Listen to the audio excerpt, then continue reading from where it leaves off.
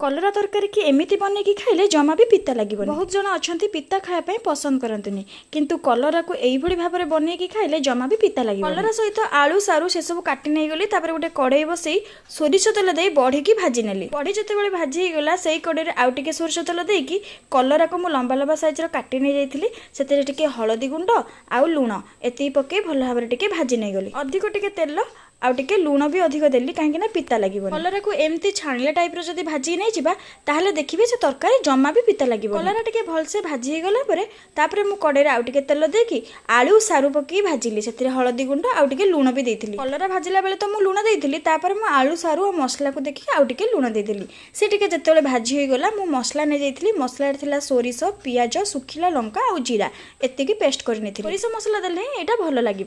मसला रे आलू और सारू कषिदेला लास्ट को कलरा और बड़ी पकईकी पुणी के समय कषिली तापर पानी देदेली। मोर रेडी हो गला कलरा चचड़ी। आपण मैंने जब भिडियो भल लगी लाइक सब्सक्राइब करो जमा भूलें।